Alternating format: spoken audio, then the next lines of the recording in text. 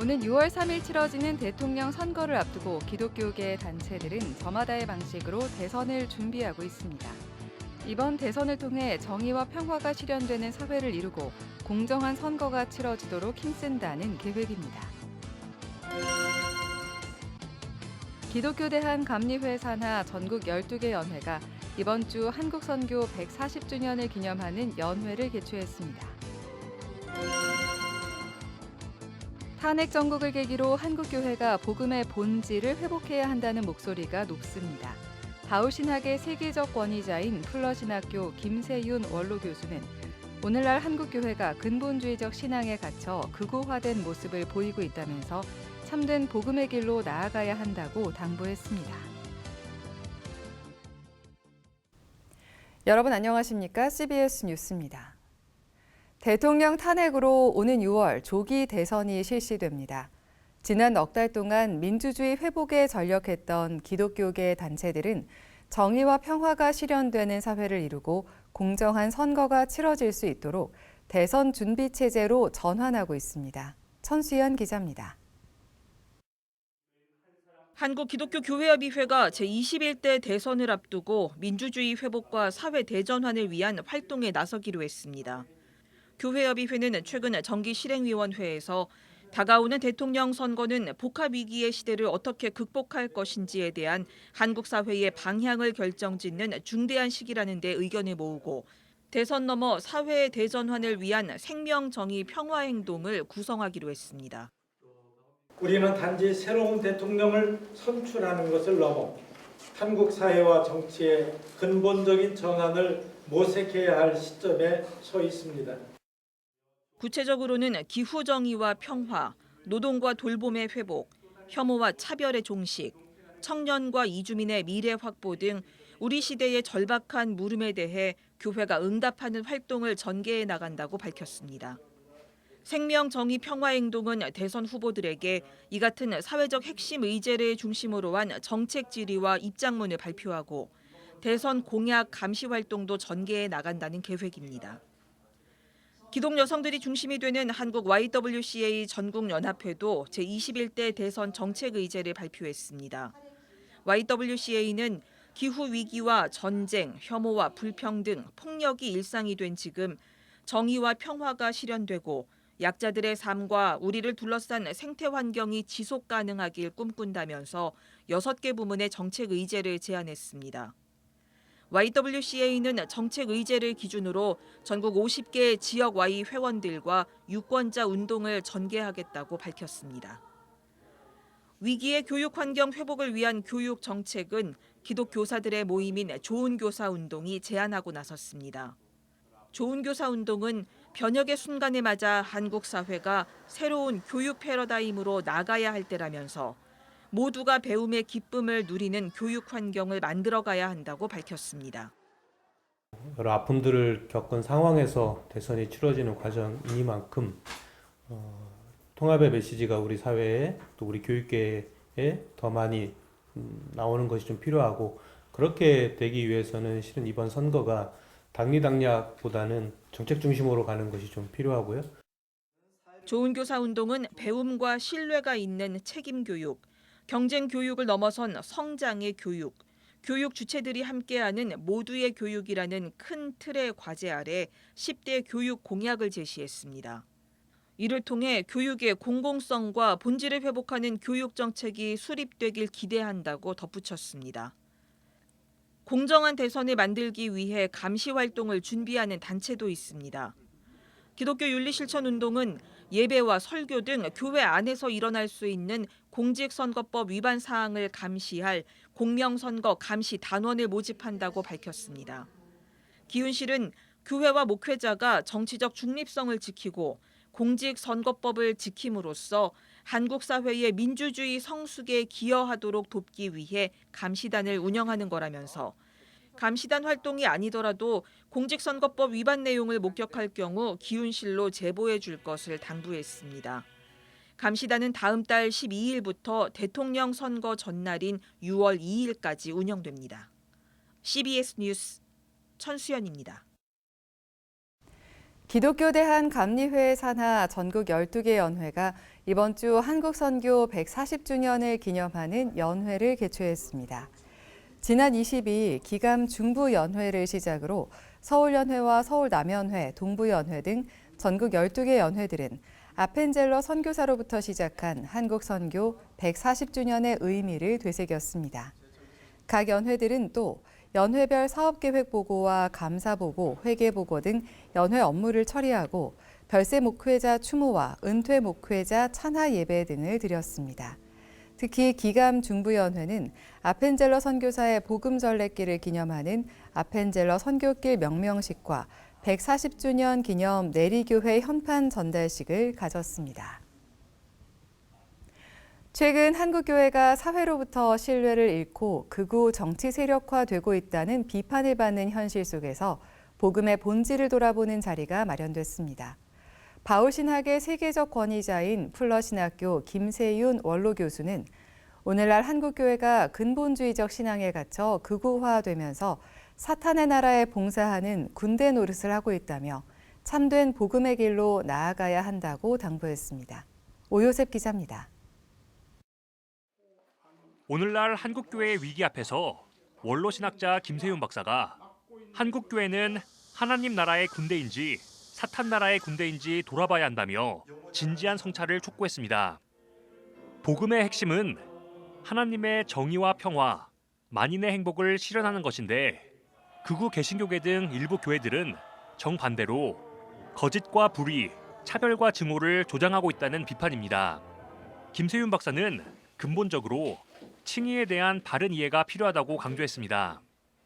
김 박사는 한국교회가 칭의의 의미를 단순히 법정에서 유무죄를 가리는 개념으로만 축소시켜 협소하게 이해하고 있다며 그 결과 신앙과 현실이 분리된 몰 역사적이고 영지주의적인 구원론에 빠지고 말았다고 지적했습니다.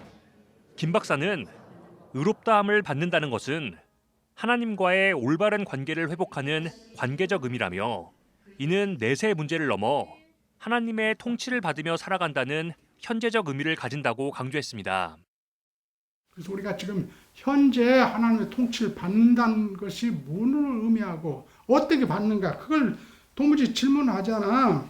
칭의와 윤리가 전혀 연결이 안 되는 거야.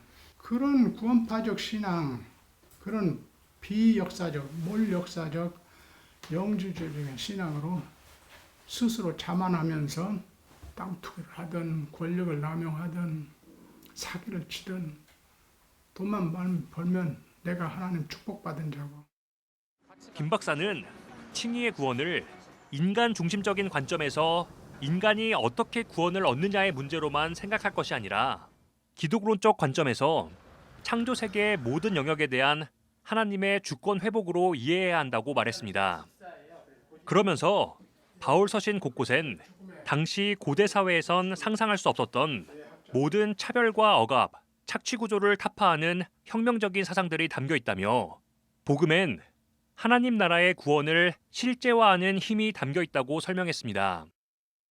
은혜로운 믿음으로만이기 때문에 인간 차별이 있을 수 없음. 불평등이 있을 수 없음. 그러니까 불의가 있을 수 없음. 누구는 불이고 누구는 불임당하고 누구는 착취하고 누구는 착취당하고 이런 게 있을 수 없음. 바울은 여기 적용하는 거예요. 김세윤 박사는 하지만 이러한 포괄적인 해방의 복음이 도리어 차별과 억압, 착취를 정당화하고 옹호하는 데 오용돼 왔다며 히틀러를 추종했던 과거 독일 기독교와 트럼프를 대통령으로 선출하는 데 앞장선 미국 교회, 그리고 오늘날 한국 극우 개신교계의 행태를 지적했습니다. 이어 그리스도인들은 삶의 매 순간 그리스도의 통치를 받을 것인지 사탄의 통치를 받을 것인지 실존적 선택의 기로에 놓인다며 성령의 목소리에 귀 기울여야 한다고 강조했습니다. 그냥 문자적으로 읽으면서 그 정신은 다 잊어버리고 율법주의적으로 그러니까 늘 권세 잡은 자들의 편에서 그것을 옹호하기 위해서 약자들을 굴종시키는 이런 문화를 형성한 거예요. 기독교 문화가. 가치 판단과 윤리적 선택의 순간마다 사단의 음성을 듣느냐? 성령의 음성을 듣느냐? 성령이 우리 양심의 말을 해요. 김세윤 박사는 바울의 시대와 달리 오늘날 교회는 더 큰 영향력을 가질 뿐만 아니라 민주주의 체제 아래서 제도적 개혁의 가능성을 갖고 있다며 교회가 하나님 나라의 정의와 평화, 만인의 행복을 실현하기 위해 더욱 적극 나서야 한다고 당부했습니다. CBS 뉴스 오요셉입니다. 한국 사회에 나타난 극우 개신교 문제와 관련해 한국교회가 공식적으로 지난 과거를 성찰하는 시간이 필요하다는 지적이 나왔습니다. 한반도 통일역사문화연구소 최태육 소장은 최근 시민모임 독립이 개최한 학술토론회에서 극우 개신교를 지탱하는 정죄 신앙과 반공, 독재 옹호의 신념이 한국 개신교 초기부터 형성돼 왔지만 과거에 대한 교회의 반성이 없었기 때문에 이 신념들이 지금까지 개신교 안에서 이어지고 있다고 주장했습니다. 최 소장은 반면 한국 사회는 1980년대 말부터 과거사 규명과 청산 작업을 하며 한국 사회에 적합한 이념과 체계를 모색하고 있지만 성찰과 청산 없이 걸어온 한국 개신교 역사는 결국 역사를 거꾸로 돌리며 극우 개신교의 출현으로 이어졌다고 비판했습니다. 그러면서 한국 개신교의 미래와 한국 사회를 위해 교단 차원이든 개신교 전체 차원이든 공식적으로 한국 개신교의 역사를 진단하고 성찰하는 게 필요하다고 말했습니다. 한국기독교장로회 한기장 복지재단이 최근 장애인의 날을 맞아 장애인 초청 제주 나들이 캠프를 진행했습니다. 나들이가 자유롭지 못한 장애인들에게 쉼과 회복의 시간을 선물하기 위해 마련된 이번 행사엔 전국 11개 장애인 시설과 장애인 교회 소속 장애인과 활동 보조인 53명이 참여했습니다. 특별히 올해는 혼인신고만 한 채 경제적 이유로 결혼식을 올리지 못한 장애인 부부의 웨딩 촬영과 결혼 예배도 함께 진행돼 의미를 더했습니다. 한기장 복지재단 상임이사 이훈삼 총무는 기장의 사회선교가 장애인의 아픔과 어려움을 치유하는 봉사의 손길이 되길 바란다며 장애인의 차별과 배제를 극복하고 비장애인과 통합되는 사회를 위해 힘쓰겠다고 말했습니다. 한세대학교와 경기도 군포시가 청년 친화도시 조성을 위한 업무 협약을 체결했습니다. 한세대와 군포시는 이번 업무 협약을 통해 청년 친화도시 조성을 위한 청년 정책 발굴과 대외 홍보, 진로와 취업, 창업 등 청년 자립과 역량 강화를 위한 특화 사업 발굴 등 청년 정책 활성화를 위해 힘을 모을 계획입니다. 한세대 백인자 총장은 한세대는 대학 일자리 플러스 센터를 중심으로 재학생과 졸업생, 지역 청년들의 진로 탐색과 취업 역량 강화를 위한 체계적인 지원에 힘써오고 있다면서 군포시와의 업무 협약을 계기로 지역 청년들을 위한 보다 다양한 노력을 기울이겠다고 밝혔습니다. 하은호 군포시장은 지역과 청년이 함께 발전하는 청년 친화도시 군포가 구현될 수 있도록 한세대와 더욱 긴밀히 협력하길 기대한다고 말했습니다. 충신대학교와 몽골 국제 울란바타르 대학교가 업무 협약을 체결하고 학교 발전에 협력하기로 했습니다. 이번 협약으로 두 대학은 학생과 교직원의 교류와 연구, 학문 교류 등 교육적 서비스를 상호 제공해 나가기로 했습니다. 충신대 박성규 총장은 두 학교가 협력해 세상에 빛과 소음이 되는 인재를 양성하고 배출하는 데 최선을 다해가자고 말했습니다. 울란바타르대 강요열 총장은 교육과 연구 교류에 힘쓰며 자매관계를 증진시키는 기회가 되길 기대했습니다. 국제 울란바타르 대학은 현재 2,000명의 학생들과 180여 명의 교직원, 20여 명의 한국 크리스천 교수가 소속돼 있으며 13개 학과와 13개의 석박사 과정을 운영하고 있습니다. 대한성서공회는 진천중앙교회와 이천신화교회 후원으로 라오스의 라오어 성경 5,300부를 기증했습니다. 진천중앙교회와 이천신화교회는 각각 라오어 성경 3,700부와 1,600부를 기증했습니다. 진천중앙교회 김용신 목사는 라오스에 보내는 성경을 통해 누군가에게 거듭남의 은혜가 전해지길 희망한다고 말했습니다. 이천신화교회 홍성환 목사는 우리가 보낸 성경 한 권 한 권이 라오스 땅에 빛이 되고 생명이 되고 구원이 될 줄 믿는다고 전했습니다. 라오스는 국민의 약 69%가 불교를 믿는 불교 국가로 이번에 전해지는 라오어 성경은 어려운 환경 속에서 신앙을 지키고 있는 기독교인들과 아직 복음을 접하지 못한 사람들에게 전달될 예정입니다.